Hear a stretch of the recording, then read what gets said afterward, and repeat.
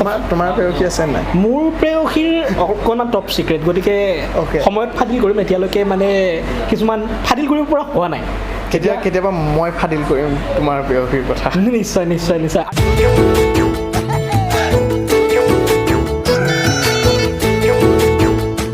নিৰুৎপল দা, এতিয়া মই আচলতে আপোনাৰ ওচৰলৈ এটা বিশেষ টপিকেৰে আহিম। সকলোৱে জানিব বিচাৰিছে আচলতে, মই যদিও আপোনাৰ ইণ্টাৰভিউ চাইছোঁ, আচলতে এই টপিকটো মই তেনেকৈ পোৱা নাই যে নিলোৎপল চলিহা আচলতে ইণ্টাৰভিউত তেখেতে বিভিন্ন ধৰণৰ শিল্পী লগ পাইছে। তেখেতে সকলোকে এটা বিৰাট ডাঙৰ প্ৰশ্ন কৰে যে আপোনাৰ প্ৰেয়সী আছেনে নাই, আপোনাৰ আচলতে লাভ ষ্টৰী ৰাউণ্ড এটা থাকে তেখেতৰ, লাভ ষ্টৰী ৰাউণ্ড। গতিকে মই আজি ইউটিউবাৰ নিলোৎপল চলিহাৰ পৰা জানিব বিচাৰিম তেখেতৰ জীৱনত আচলতে এই প্ৰেয়সীৰ ভূমিকা কিমান, বা আছেনে নাই তেখেত ৰিলেশ্যনশ্বিপত। এইটো ময়ো যেতিয়া যাওঁ ইণ্টাৰভিউ ল'বলৈ, তেতিয়া ময়ো সোধোঁ, আৰু কিছুমানে শ্বেয়াৰ কৰিব বিচাৰে, কিছুমানে নিবিচাৰে। এতিয়া যিহেতু তুমি মোক সুধিলা, গতিকে শ্বেয়াৰটো কৰিব লাগিবই। প্ৰেম মোৰ প্ৰথম প্ৰেম কথা কওঁ, তেতিয়া মই higher secondary first year, class 10ৰ ছোৱালী এজনী। কিবা ছাতি বৰষুণ দিছিলে, ছাতি এটাক লৈ আমাৰ অকণমান কাজিয়া হৈছিল।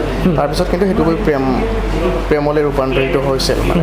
আৰু প্ৰায় এবছৰমান ৰিলেশ্যনশ্বিপটো আছিল, কিন্তু ছোৱালীজনী ব্ৰাহ্মীণ আছিল আৰু মইতো ব্ৰাহ্মীণ নহয়। গতিকে তেনেকুৱা ধৰণৰ সেইটো তেতিয়া হৈছে ব্ৰাহ্মীণ এইবোৰ মানে বুজা নুবুজা ক'ব লাগিলে।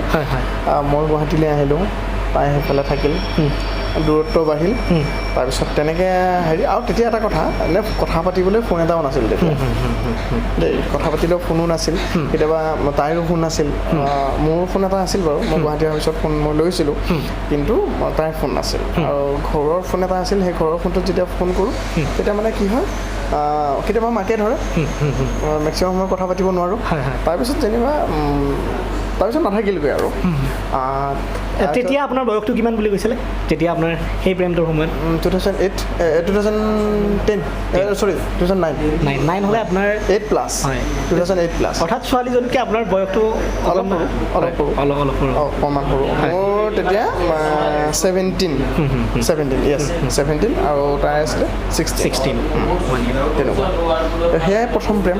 তাৰপিছত গুৱাহাটী আহিলোঁ। গুৱাহাটী অহাৰ পিছত কিন্তু মোৰ সাংঘাতিক প্ৰেম এটা হৈছিল। মই জোনালীত আছিলোঁ আহিয়ে, আৰু জোনালীত কেতিয়াবা এনেকৈ ওলাই যাওঁ, ওলাই গ'লে কেতিয়াবা কাৰোবাক দেখা পাওঁ, ভাল লাগে। আৰু মই জিম যাওঁ, জিমৰ পৰা আহোঁ। এতিয়া বাৰু জিম যোৱা হোৱা নাই বহুদিন, কিন্তু তেতিয়া মই জিম গৈছিলোঁ। জিমৰ পৰা আহোঁ, আহি কেতিয়াবা মানে বহুদিন এজনী ছোৱালী দেখোঁ মানে জোনালীত, এনেকৈ বেনি গাঁঠি আহে, চাদৰ মেখেলা পিন্ধি আহে, দেখিবলৈ অলপ ডাঙৰ লাগে। মোৰ ছোৱালীজনী ভাল লাগিলে। প্ৰায় 16 মাহ ধৰি সেই ছোৱালীজনীক মই চাই আছোঁ বাছ ষ্টপেজত। মাতিবলৈ কিন্তু সাহস হোৱা নাছিল তেতিয়া, ভাবিতে মাতি দিম, কিবা গালি পাৰে বা কিবা হৈয়ে যাব বুলি ভয় লাগে, গতিকে মাত দিয়া নাছিলোঁ। 16 মাহ যোৱাৰ পিছত এদিন কিন্তু শ্ৰদ্ধাঞ্জলি কাননত লগ পালোঁ। তাৰপিছত তাৰ মাজত বহুত কাহিনী আছে। মই সেই চিটি বাছে যোৱা, কোনখন স্কুলত পঢ়ে, সেইটো কোনখন স্কুলৰ ড্ৰেছ, মই পিছে পিছে গৈ কোন স্কুলত নামে, সেইবোৰ চোৱাও আছে। তাৰপিছত টিউশ্যনলৈ যাওঁতে পিছে পিছে যোৱা, সেইবোৰ কাহিনীও আছে বাৰু। তাৰপিছত শ্ৰদ্ধাঞ্জলি কাননত লগ পালোঁ, তাৰপিছত কথা বতৰা হ'ল, প্ৰেম হ'ল, থাকিলে প্ৰেমটো কেইদিনমান। কিন্তু কি হ'ল, প্ৰেম হোৱাৰ পিছত তেতিয়া তাই মোতকৈ সৰু আছিল কিন্তু মই যেতিয়া 2010 11-12 মানৰ কাহিনী কথা মানে। তাই হেৰি হ'ল, কলেজত গ'ল। কলেজত যোৱাৰ পিছত কিন্তু কলেজত বেলেগ ল'ৰাৰ সৈতে হয়তো ভাল লাগিলে কাৰোবাক, ভাল লগাৰ পিছত মোৰ পৰা অকণমান আঁতৰি গ'ল। আপোনাৰ পৰা ফাট মেলিলে? মোৰ পৰা ফাট মেলিলে মানে, অন্ততঃ দুখ লগা আচলতে। সেইটো বহুত মনত থকা, সেইটো গোটেই জীৱন মনত থাকিব। ইমান দিন 16 মাহ চাই পিছে পিছে গৈ লাষ্টত প্ৰেম হৈছিল, গতিকে এইটো সদায় মনত থাকিব। আৰু এতিয়া তেনেকৈ নাই, আছোঁ এনেকৈ। আৰু হয়তো এতিয়া বৰ্তমানত আছে মানে? বৰ্তমানত আপুনি মই কৈছোঁৱে যে আৰু এবছৰ দুবছৰৰ পিছত হয়তো বিয়া পাতিব লাগিব, গতিকে ছোৱালী এজনী চাই মেলি বিয়াখনেই পাতিম আৰু আমাৰ ফালৰ পৰাও বেষ্ট চেষ্ট থাকিল যে মনে বিচৰা বিয়াত আহিব লাগিব। নিশ্চয় নিশ্চয়। আচলতে খুবেই এক্সাইটেড হৈ আছোঁ যে নিলোৎপল দাৰ বিয়া খাম, এগৰাকী অসমৰ জনপ্ৰিয় ইউটিউবাৰ, বিয়াত উপস্থিত থাকিব পাৰিলে নিশ্চয় ভাল লাগিব।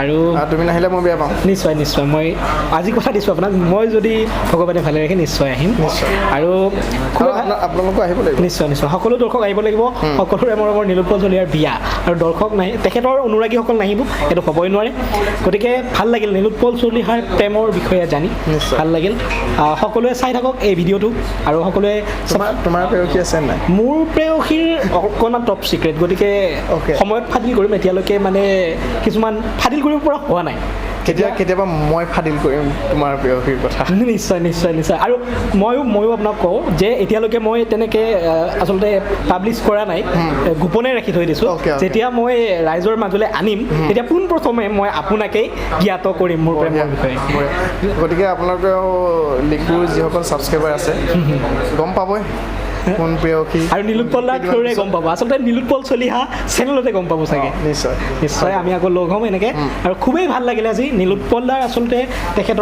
তেখেত মোৰ ইনস্পাইৰেশ্যন হয় বহু কথা শিকিছোঁ আৰু যদিও পোনপটীয়াভাৱে আশীৰ্বাদ পোৱা নাছিলোঁ কিন্তু তেনেকুৱা ধৰণে মই তেখেতৰ আশীৰ্বাদ সদায় লাভ কৰি আহিছোঁ যিহেতু বহু কথা শিকি আহিছোঁ আৰু বহুতেই মই আচলতে আগৰ পৰাই ট্ৰাই কৰি আছিলোঁ কেতিয়া লগ পাম ফাইনেলি বহু আচলতে সময় মিলাই আজি আমি লগ হ'লোঁ খুবেই এটা ভাল লগা পৰিৱেশৰ মাজত এখন ৰেষ্টুৰেণ্ট ৰিপ'জ ইয়াত আমি বহিছোঁ ইমান কথা পাতিলোঁ ভাল লাগিল জু ৰোডত আছে সকলো আহিব পাৰে আৰু ভাল লাগিল নীলোৎপল দা বহুত ধন্যবাদ আচলতে ধন্যবাদ দিবৰ আপোনাক ভাষা নাই ধন্যবাদ জনাইছোঁ এইখিনি কথা কোৱাৰ কাৰণে তুমি সুবিধা দিছা আৰু বহুদিন পিছত আমি লগ হ'লোঁ হয় হয় মই কৈছোঁৱেই যে বহুদিন ফোন কৰে কিন্তু লগ হোৱাৰ আমি সুবিধাটো হোৱা নাছিল মোৰ অফিচিয়েল ব্যস্ততাৰ কাৰণে তাৰ কাৰণে দুখিত কিন্তু অৱশেষত আমি লগ হ'লোঁ ধুনীয়াকৈ কথা পাতিলোঁ বহিলোঁ ভাল লাগিল আৰু লিকু এছামিছ এণ্টাৰটেইনমেণ্ট এই চেনেলটি আপোনালোকে ছাবস্ক্ৰাইব কৰিব লাইক কমেণ্ট শ্বেয়াৰ কৰিব আৰু কমেণ্ট বক্সত কমেণ্ট কৰিবলৈ নাপাহৰিব কমেণ্ট কৰি দিব আৰু সকলোৱে দেখা পাব এতিয়া যদি মোৰ সৌভাগ্য হয় নীলোৎপল চলিহাৰ চেনেলত কিবা নহয় কিবা প্ৰকাৰে মই এদিন আপোনালোকৰ মাজলৈ আহি আছোঁ নিশ্চয় চিয়'ৰ গতিকে চাবলৈ নাপাহৰিব লিকু আছামিজ এণ্টাৰটেইনমেণ্ট চাবলৈ নাপাহৰিব নীলোৎপল চলিহা আপোনালোকৰ মৰমৰ ইউটিউব চেনেল চাই থাকক সকলোৱে শ্বেয়াৰ কৰক কমেণ্ট কৰক আৰু চাই থাকক আৰু ধন্যবাদ